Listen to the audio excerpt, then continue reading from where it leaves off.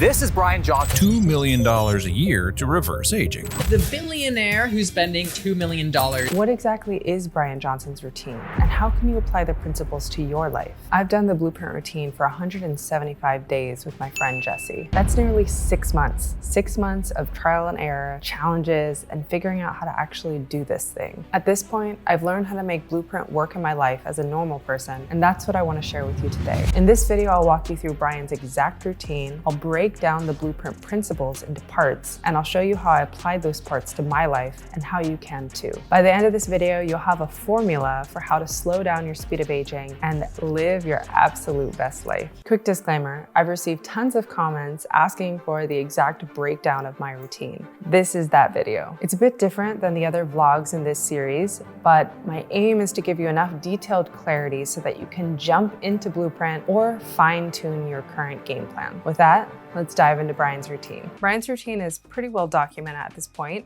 so I'll give you the most important high-level things so that you can use it as a template. From 4:30 to 6 a.m., he wakes up naturally, then gets some light exposure for about 5 minutes or so to set his circadian rhythm. Then he goes down to his living room to meditate for 10 minutes and calm his mind before doing a workout in his home gym. This workout is about 45 minutes to an hour and consists of resistance training and some cardio training, which is a combination of moderate zones, so zone 2 to zone 4, which is like a good sweat and really moving the body, all the way up to zone 5 sprint work. This sprinting work is very helpful for improving VO2 max tests, which are directly correlated with longevity. So the better your VO2 max score, the better your longevity tends to be. After his workout, it's time to eat, and the first meal of the day is super veggie. In total, this morning routine is about 3 to 4 hours long from the point of waking. Then he's doing the shower, skincare, everything he needs to do to get ready for work. He eats about an hour later, his second meal, which is nutty pudding, and then goes to work with lunch, which is his third meal. The third meal is eaten by around 11 a.m. or so. So all 3 meals are eaten within a 3-hour window. So that means like 3 or 4 hours are for eating and about 20 hours are left for fasting. The reason he eats early in the morning is so that he can optimize his sleep as much as possible. So he has a full 8 hours or so to digest before bed. Then he goes about his day. He uses an umbrella to block the sun if it's between 10 a.m. and 4 p.m. Around 6:30 is time for the evening wind down routine. So this looks like being home and then starting to test various devices that the Blueprint team is testing. So this could look like trying HRV devices like NeuroSim and Sensate, Pulsetto, trying theta waves, whatever it is the team is testing out at that point. And then doing everything that's needed to fully be prepared for bedtime. So oral care, skin care, hair care, changing into comfy clothes. And then an hour before going to bed, he hangs out with his son, Talmadge, for some social connectedness time. After an hour or so of hanging out, having that wind down period, then he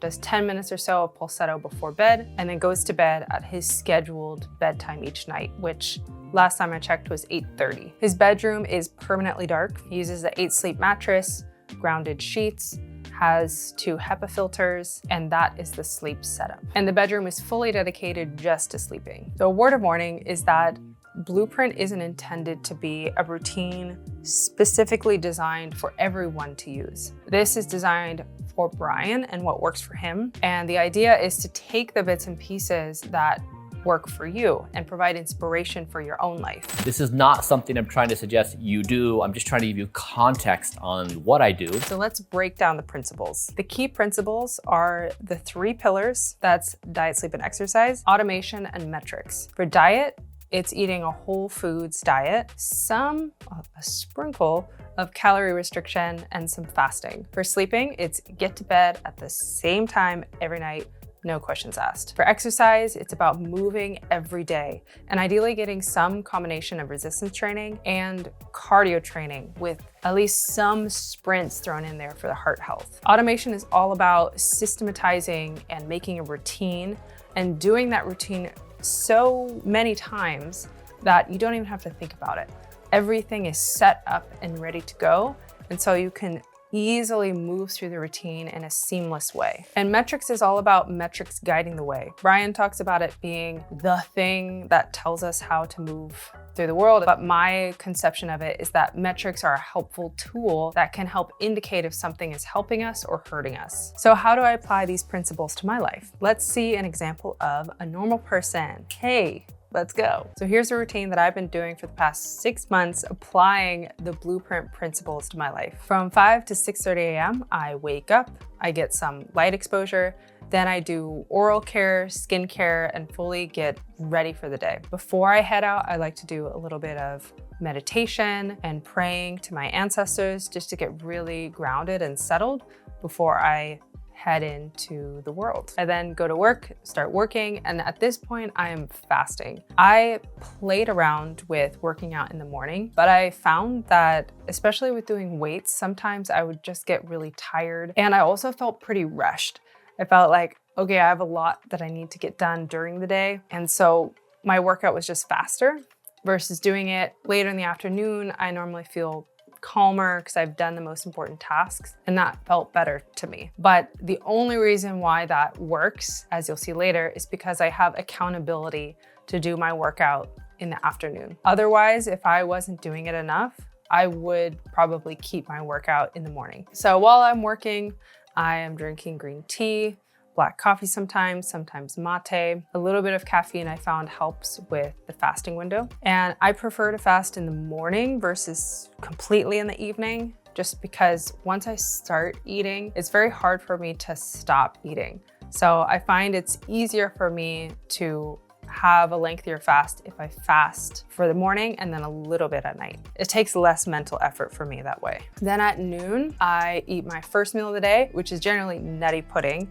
And I like to make this as a smoothie rather than a pudding. So I'll mix it as it's outlined on the website, but I also like to add greens and the ginger. I find it easier to eat the ginger in the smoothie. So when I blend it and drink it right away, it hasn't thickened, so it's pretty easy to drink. 2:33, it's time to work out for about an hour. After the workout, about 3 days a week, I'll do 15 minutes of sauna, followed by a cold shower. People have made a lot of comments about my skin, like, wow, it's glowing. But one thing that I've noticed leads to some serious glow is doing sauna on a regular basis. Then after working out is dinner time. So around 4 p.m. I'll have my super veggie. I've been playing with different versions of this, but it's generally a combination of the broccoli, the cauliflower, mushrooms, and then lupini or lentil beans. But something of that sort I'll have for dinner, plus any other additional veggies that I want on top of it, because I eat just 2 meals a day. I just simplify my life by eating 2 meals a day. So I might throw a sweet potato on top of that, or I'll have a side salad, something like this. My last meal of the day is just basically a bunch of veggies, olive oil, and some hemp seeds. By 5 p.m., the intention is to have finished dinner. And this is generally, to be honest, when I do another bout of work. So I'll finish my dinner. Hopefully I'll take a little digestive walk, get a little bit of like the evening light, do some more work. And then 8 p.m. is the screen cutoff time. So stop looking at screens. That's generally when I do chores. So I'll be like cleaning the house, folding laundry, whatever I need to do. And then 9:30 is my lights off time. The greatest challenges I've found is the bedtime, because sometimes I just don't want to go to bed, or I haven't had enough time to unwind. So that's probably the area that I've struggled with the most, is that. And the second is eating late. So those are the biggest challenges. The way I overcome those challenges is I try to do wind down activities that I'm excited about. So maybe I'm gonna call a family member while I'm folding laundry, or I take a sunset walk with a friend, so I know I'm gonna do that. And same thing with the eating. It's like just trying to incorporate other plans with other people to help me get into the right habit naturally, so that when I've done the habit enough times, I stop eating by this time, I'm winding down, I go to bed by this time. I've done it enough times that it's easier for me to do it on my own. And the other thing is just asking for support. The other night when I was at a friend's party, I had made the agreement that I was gonna leave at a certain time. I had my friend being like, hey, it's time to go, you ready to go? And having someone externally support me with sticking to my bedtime is so helpful, because I'm a little kid, I wanna be out and having fun. So if it's just me on my own, that's very hard. So what are the benefits of doing this more regimented style routine? The circadian rhythm gets much more in tune, and so things start to regulate in a really beautiful way. It is easier to be happy and healthy. That feels amazing. It's nice to have a clear mind, to have a clear head, have a clear spirit. Yes, it feels a little structured and maybe confining in some ways, but in structure is freedom. It feels as if I'm being a very good parent to myself. So the same way a great parent will create structure for their kids, have a routine and schedule for them to follow, I see this as me setting a routine as a good parent for myself and allowing myself to thrive in structure. So I hold those boundaries for the benefit of feeling more free, feeling more alive, feeling like my best self. So what's an even easier formula? And how can we apply it to our life? So if I were to break down the formula to a friend, I would say great health and longevity equals whole foods plus great sleep plus daily movement. And that formula sits on top of the systems that support it. So where each of those pieces have its own system that supports and enables each of those to be possible. The systems are necessary in order to make each of these relatively easy to do over time. They don't require constant thought and care. They become an easeful and natural part of your life. So the formula is great, but what if, say, your diet is out of whack? Where do you start? How can you begin to apply the formula? So the easiest way would be to look for templates. Honestly, that's why I think Bryan's website, the Blueprint Protocol, is so helpful because it provides an example of one way to do things. So for each of these, diet, sleep, and exercise, if you feel like you're way off or you want to fine tune them, starting by finding a template that resonates with you is a great first step. So for diet, for example, looking at the Blueprint website, or you can check out Dr. Greger's Daily Dozen. That's a great checklist, just making sure that you're getting a daily dose of the nutrients you need. For sleep, it's really about finding morning routines and night routines that resonate with you. You could use Bryans Routine or my routine, but finding something that gets you going in the morning and also helps you wind down in the evening in order to set up for great sleep. And then the template for daily movement, there's so many. There's Bryan's Routine, there's a ton of exercise programs online. It's really just about finding one that works for you. I will say for the daily movement, something that tends to lead to great success is the social connectedness. That could look like going to a group class like Orange Theory, where you see people regularly. Maybe you go every Tuesday or every other day or something like this, but you're starting to build relationships where people expect you to be there. A great complement to that is going to the gym or working out in some way with a friend or a trainer, someone who expects you to be there. That's a very natural motivator to take action. So things to watch out for that could totally block and get you off track. Probably the biggest one is trying to do too much at once. Jesse and I experienced this when we first started doing the Blueprint routine. We attempted to do everything all at once in order to do the challenge. It was a lot all at once. I would not recommend that to a friend. Instead, what tends to work better for most things in life is to focus on one thing at a time. The way that we work, if I'm focusing here, it's very hard or impossible to focus here and here at the same time. If I'm not focusing on anything at all, then really nothing can get done to a very solid and thoughtful degree. So although it takes a lot of thoughtfulness, it actually takes a lot of discipline to just focus on building one pillar and its systems at a time. And you can think of this as a bridge. So if this is where we are and this is where we want to be, diet, sleep, and exercise are each of the pillars underneath the bridge that allow us to cross. It generally tends to work very well to build up the pillar of diet, make sure you know exactly what you're gonna eat, you have your systems in place to make it as easy as possible. Then you get to go this far, then you've set up your sleep and those systems, that gets you this far, and then you've set up your exercise, make sure those systems are solid, that gets you this far, and then before you know it, you're across the bridge.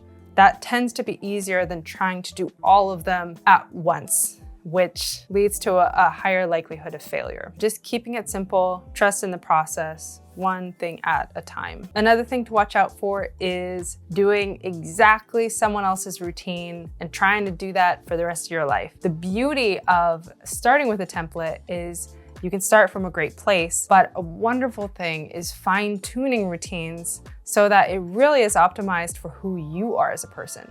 Those routines are generally the ones that we're able to stick to. So yes, start with a good example, but ideally you're dedicating yourself to this exploration of figuring out, no matter what age you are, what is it that I really like and what is it that really works for me? And the third thing I see with others and in myself is this all or nothing attitude of I'm either gonna do all of it or I'm gonna do none of it.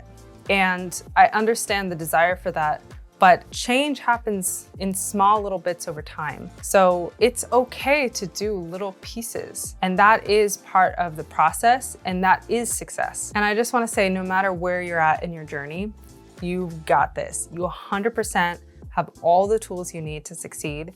It's just a matter of having the patience to take those baby steps, and before you know it, you're gonna go from here all the way over here, and it's gonna be awesome. Quick reminder, we're scientists, and this is an exploration. Just like a scientist, we'll try many things and most of them won't work out. That is okay.